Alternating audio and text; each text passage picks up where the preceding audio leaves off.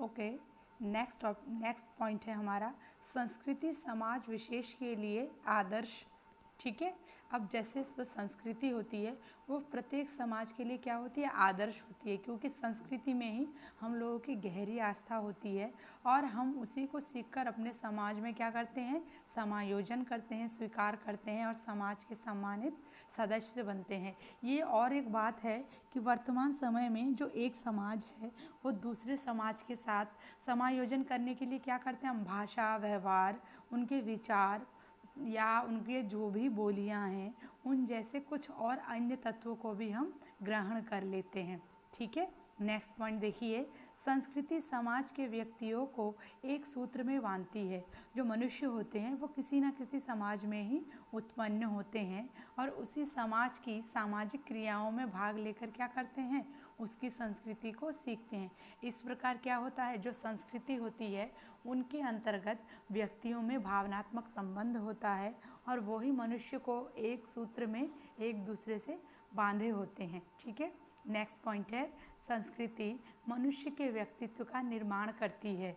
जो संस्कृति होती है वही मनुष्य के व्यक्तित्व का निर्माण करती है। जैसा हम लोग देखते ही हैं कि हमारे आसपास भी जो भी बालक होते हैं वो बाल्यावस्था से ही क्या करते हैं, अपने अपने समाज के व्यक्तियों के बीच में रहकर उनका अनुकरण करते हैं। हम लोगों ने भी किया है।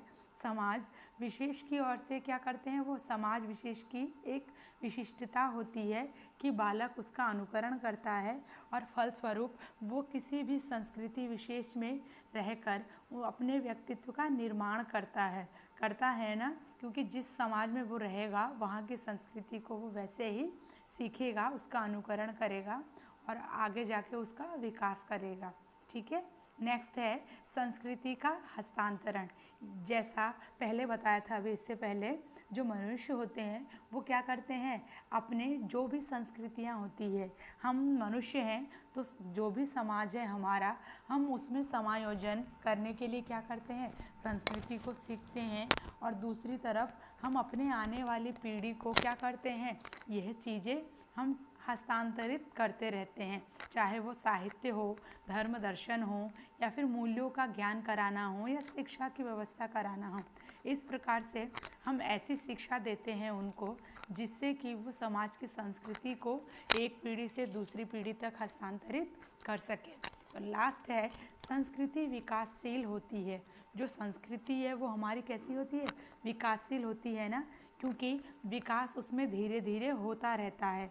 जहाँ संस्कृतियाँ हैं एक दूसरे मनुष्य के संपर्क में आने के बाद एक दूसरे का व्यवहार करते हैं और हम अपनी अपनी संस्कृतियों में कुछ परिवर्तन लाते हैं और साथ ही साथ उसमें कुछ विकास भी अवश्य करते रहते हैं। यह दूसरी बात है, देखा गया भी है कि परिवर्तन और विकास जो होता है ना संस्कृति में, वो बहुत ही मंद गति से होता है। मंद गति से इसलिए भी होता है क्योंकि हम समाज में रहते हैं और समाज में हम किसी भी चीज़ को अकस्मात परिवर्तित नहीं कर सकते हैं। कुछ समय की आवश्यकता होती है किसी भी चीज़ को विकास करने के लिए और उस चीज़ का परिवर्तन करने के लिए। ठीक है, ये हमने किसके बारे में अध्ययन किया अभी, संस्कृति की प्रकृति एवं विशेषताएं। अब इसी से संबंधित है थोड़ा भारतीय सांस्कृतिक विरासत कि जो हमारी भारतीय संस्कृति है वो कैसी है और हमें कौन कौन सी चीज़ें मिली है। वैसे जो कुछ भी हमें अर्जित हुआ है वो हमारी भारतीय संस्कृति से ही हुआ है। इसमें देखिए, किसी भी देश की संस्कृति उस देश के व्यक्तियों के युग युग की साधना का परिणाम होती है। यह मनुष्यों को अन्य जीवों से अलग करती है और ऊपर उठाती है। जहाँ तक हमारे देश भारत की संस्कृति का प्रश्न है, यहाँ अनेक संस्कृतियाँ विकसित हुई हैं, लेकिन जब हम भारतीय संस्कृति की बात करते हैं तो हमारा तात्पर्य भारतीय आर्य संस्कृति से होता है, जो वैदिक काल से अब तक अक्षुण्ण रूप से चली आ रही होती है। भारतीय संस्कृति संसार की प्राचीनतम संस्कृति है और सबसे अधिक समृद्ध संस्कृति है। हमारी यह संस्कृति संपूर्ण मानव जाति के शुभ मंगल और कल्याण की संस्कृति है।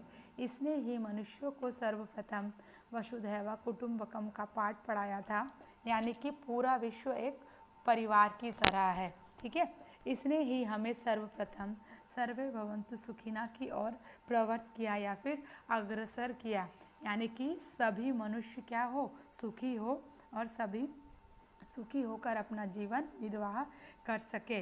ये हमारी भारतीय संस्कृति ही है जो मनुष्य को स्वयं, समाज एवं राष्ट्र के लिए ही नहीं अपितु संपूर्ण विश्व के लिए जीना सिखाती है।